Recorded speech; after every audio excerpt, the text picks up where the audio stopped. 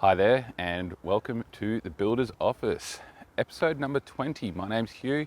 I'm going to take you through a few things today that when it comes to trades, I think we'll probably all get a little bit surprised about. So this podcast, if you've been listening to it, is all for homeowners and ensuring that they get the best things, the best experience and best outcomes possible from building their home, doing a renovation or anything there or in between.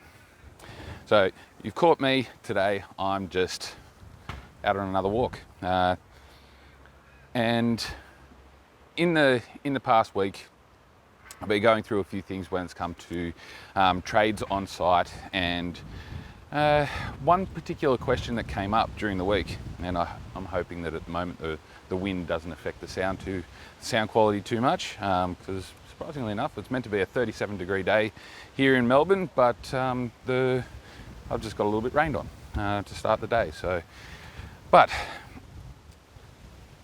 not holding back from anything that we're talking about today, the fun part about trades, and the one question that came up during the week, which I was really not surprised about because this thing does come up quite often, and it was the fun little question of, you'll love this, can I arrange for my own trades to come onto the project, and what can we do about that?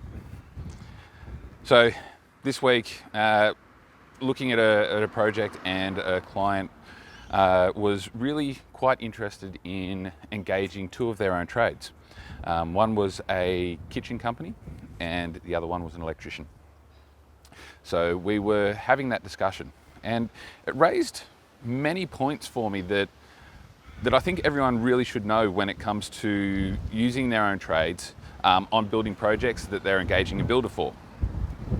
Now, we all probably think that when it comes to trades on our own homes, if we know somebody or we know a company that might be a friend or something like that, that we can ask them to come and do the work, and the builder should be okay with it. Now, that then, yes, the builder should be okay with it, but it still leads to other questions that come up for the builder. And when they're doing some of the work for the management of the project, it always comes down to the issue that if your trades don't meet the sort of standard and quality, standard for quality and timeliness and that sort of thing, then it can create issues. And then I guess there's those times where we need to have those, spend the time to make the explanation on why sometimes it can be good and why sometimes it can't necessarily be good to have your trades or your people that you know, friends, family, whoever it might be, to do some of the work. So we need to cover off some of the sort of dot points that we would be going through as a builder to explain yes or no to the answer of, can I use my own trades? So let's run through some of it, shall we? Fun times, and the wind is really blowing up. So do we think it's a good idea as a builder? Look, there are definitely times where it is a good idea, and the time that we do suggest, if it's somebody that you know, is if it's going to be something along the lines of a specialty item. So not just your everyday regular sort of things, because electricians and cabinet makers, sometimes they're all pretty much the same and they all charge the same sort of thing, and really, are you going to save much money there? Not necessarily. And if saving money is the objective that you're looking for when it comes to using somebody yourself, could there be issues with saving money with someone that you know, and could that relationship with that person for you end up turning sour? Because at the end of the day, if they're a friend, I've got a little bit of a rule, that is, friends and family don't mix with business. And the reason for that being is, if anything does go wrong, what's more important, the friendship or the business. And I can guarantee you that the amount of times that we've seen friendships fall apart because somebody's asked them to do a little bit of work on their home, and I've done work for family and friends, and some of them worked, other ones, well, sadly they didn't, because expectations weren't sort of set out and somebody was keeping something close to their chest and they didn't let it out. Problems arose. So we've got to go through some of that sort of stuff. But yeah, some of the things that we really do sort of look at. So when somebody, oh, here comes some rain, brilliant. I'll try to get over here, and I'm going to get drenched. I feel at the moment. I'll try and get into a place where I'm not going to get drenched. So some of the things that might come up. Let's go through some of this. So a builder might possibly say something along the lines of, we have our trades that we know meet our quality and cost controls, and so going through some of that, we would be explaining that these guys we've used for a long time, and we try not to go away from that, because we know that we can deliver what we promise and what your expectation is going to be as well. So we definitely go through a lot of that. They also could turn around and say, look, we're not really interested in having other people's tradespeople come in and do any work for us. Main reason for that is that we just can't guarantee that what we're going to get and deliver is going to be what we're basically promising to you. So when it comes to that, we'll ask you that we need whatever works you're going to be doing with your particular trade or supplier, that happens after handover. And that's probably one of the most common things that gets said, and I've heard that said many times. I haven't used that one myself, but when it comes to it, it is something that I much prefer to be working with everybody. And look, if there's ways of being able to get people on site with their trades, then we will try and facilitate it, but it doesn't mean that it'll work every time. And thirdly, there is a management fee associated with engaging with your trade. Now, if it's a case where you're the one that wants to be organising the trade for the builder, and you're the one that wants to be paying them because you might be believing that you're going to save some money,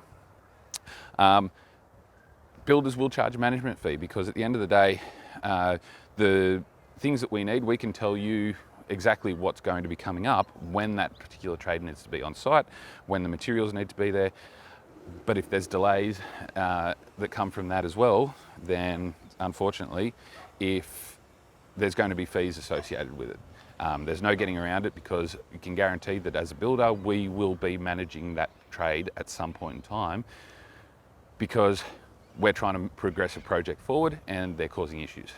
And now we don't want to see that sort of thing happen, so that's where we do engage our own trades, and we do make sure that all of the guys that are doing work for us work to the standard and timelines that we have.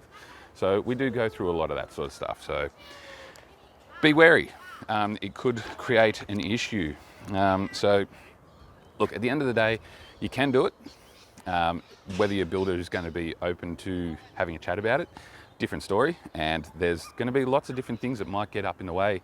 But I think that there's going to be, in the most part, a lot of resistance towards it. And the guys that do allow it to happen, they'll also tell you lots of other things that need to be done to be able to facilitate you having your own trade. And I know for me, one of the things, I might go down here. One of the things that we do go through is making sure that the trades have all of their insurances, all the regulatory stuff. So it's going to be their insurances and work cover. They're going to have all their qualifications and be able to produce all of that. They're going to be able to, for us, meet the terms of purchase orders and timelines.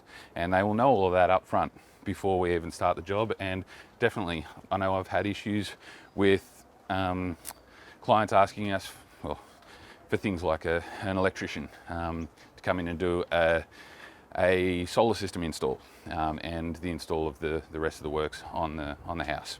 And when we asked for a price, the trade basically up and disappeared. Couldn't get a hold of him, and at the end of the day, we already had our electrician who was engaged to do the work, so we had no option but to go with that, and that's one of the most common things to actually happen, and we were absolutely surprised when that sort of thing did happen. And unfortunately, yeah, it's an all too common thing to happen.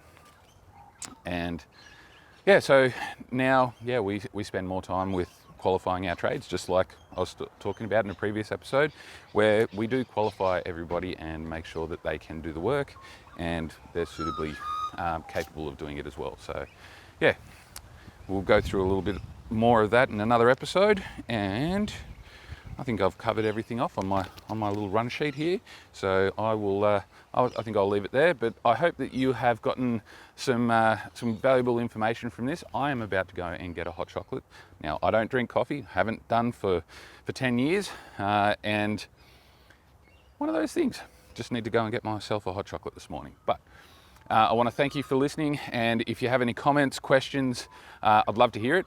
And you can see in the episode description below, there's plenty of information there on how to get in contact with me. You can get in contact with us through the builder's office information and New Realm Homes as well.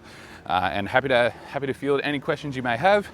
And if you've got any comments, or you think any of the information that I'm giving out is incorrect, I don't mind hearing about it. I'd love to hear about it, because start a conversation. And it's just like the shirt that I'm wearing at the moment. It's a conversation starter, and that's what this is all about. So get in touch with us and we'll be able to answer anything you might have. I hope you guys all have a marvelous day, and I will see you next week, hopefully with a guest. So take care of yourself, and we'll see you then.